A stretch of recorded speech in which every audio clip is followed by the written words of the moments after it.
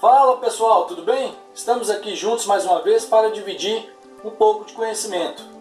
Dando continuidade à série de vídeos Controle de Constitucionalidade no Brasil, hoje nós falaremos da ação direta de inconstitucionalidade, também conhecida como ADI. Peço a colaboração aí para compartilhar o canal, se inscrever para que a gente possa manter cada dia mais esse espaço aqui de partilhamento. Vamos lá?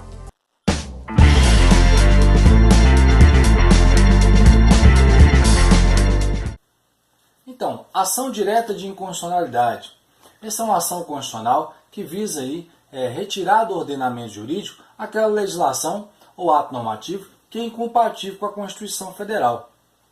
Para isso temos que entender as formas que a Constituição pode ser violada.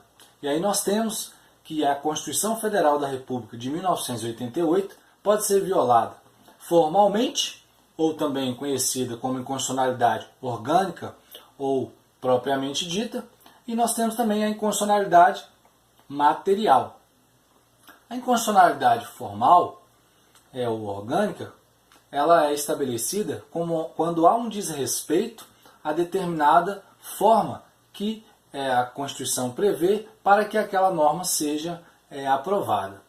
Por exemplo, nós temos aí que o artigo 61, parágrafo 1º, inciso 1º da Constituição Federal, estabelece que compete ao Presidente da República iniciar projeto de lei que visa fixar ou aumentar o efetivo das Forças Armadas.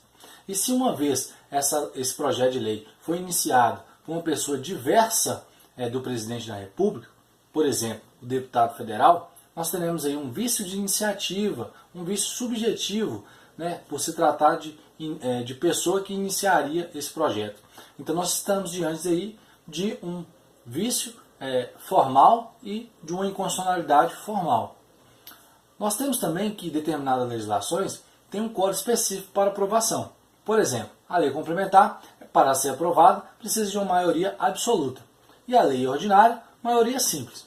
Se uma lei complementar for aprovada por maioria simples, com um código diferente daquele de aprovação, nós teremos também uma inconstitucionalidade formal. E aí, essa norma entrando no ordenamento jurídico, ela também será objeto aí da ação direta de inconstitucionalidade.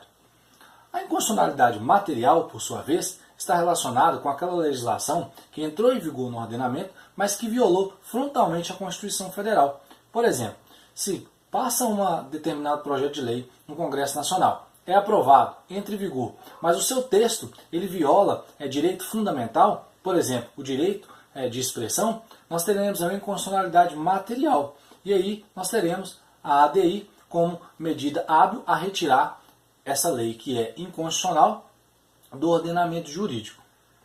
Passadas essas primeiras explicações, nós vamos tratar aqui dos pontos mais relevantes da ação direta de inconstitucionalidade. Entre eles tem aí quais são os objetos dessa ação direta de inconstitucionalidade.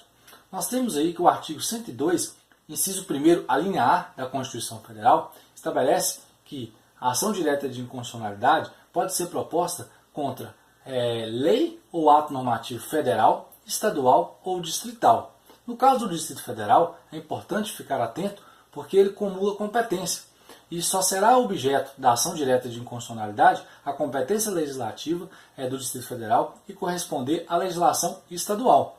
Porque como ele cumula competência, ele pode legislar tanto em matéria de âmbito municipal quanto estadual.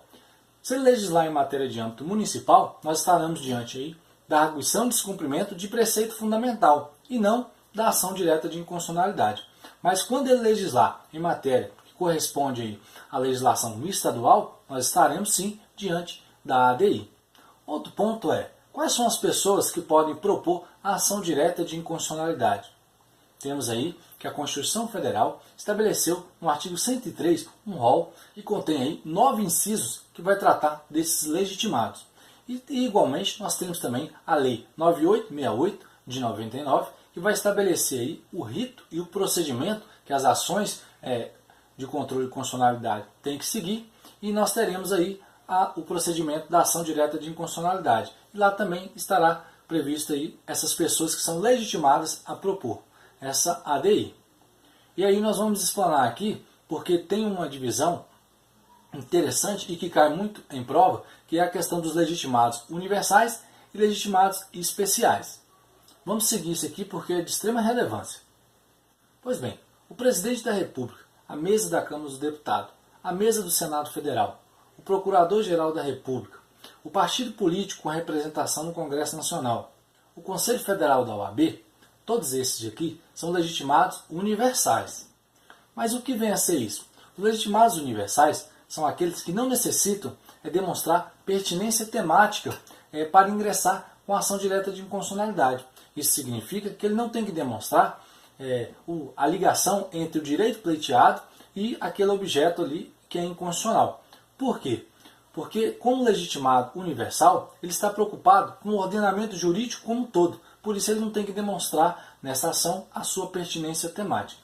De outra maneira, os legitimados especiais são governador de Estado e Distrito Federal, mesa da Assembleia Legislativa ou Câmara Legislativa Distrital, entidade de classe de âmbito nacional e confederação sindical. Neste caso, como legitimados especiais, eles devem demonstrar pertinência temática para propor a ação direta de inconstitucionalidade. Como exemplo, a confederação sindical, quando ela propor uma ação direta de inconstitucionalidade, ela tem que demonstrar que aquela inconstitucionalidade está violando o direito dos seus sindicalizados. E isso é a pertinência temática que os legitimados especiais devem demonstrar no momento aí de propositura dessa ação direta de inconstitucionalidade. Outro ponto de extrema relevância e que também tem incidência no mundo das provas é a questão de vinculação, quando o Supremo Tribunal Federal declarar inconstitucional aquela norma por meio dessa ação direta de inconstitucionalidade. Pois bem, nós teremos aí que terá uma vinculação dos poderes da União, Estado, Distrito Federal e municípios, administração pública direta e indireta de quaisquer desses poderes. Mas e aí? Sempre será para todos, sem nenhum tipo de exceção? Não, nós teremos aí uma exceção. Essa vinculação significa dizer que a ação direta de inconstitucionalidade, que o Supremo Tribunal julgar e considerar que aquela lei ou ato normativo é inconstitucional, a administração pública, direta ou indireta, de todos os poderes e entes federados, não poderá aplicá-la, mas existe uma exceção. Por exemplo, o Congresso Nacional ele pode legislar matéria idêntica àquela que foi objeto da ação direta de inconstitucionalidade. Isso porque a ação do Supremo Tribunal Federal não pode interferir e engessar a competência legislativa do Congresso Nacional. Isso porque o artigo 2º da Constituição Federal estabelece a independência harmônica dos poderes legislativo, executivo e judiciário. Em caso o judiciário engessasse o poder legislativo, nós teríamos aí uma violação a essa independência dos poderes. De outra maneira, o próprio Supremo Tribunal Federal ele não fica vinculado a essa questão da ação que ele julgou inconstitucional. Isso porque, em momento oportuno, o STF pode revisar e aí entender diferente. Isso aí para não engessar o órgão supremo que dará interpretação à Constituição e também zela pela essa ordem constitucional vigente no Brasil. Então, nós tratamos aqui dos pontos mais importantes da ação direta de inconstitucionalidade. Agradeço a todos, peço aí que compartilhe o canal e é uma forma da gente mantê-lo. Um forte abraço e até os próximos vídeos. Até mais!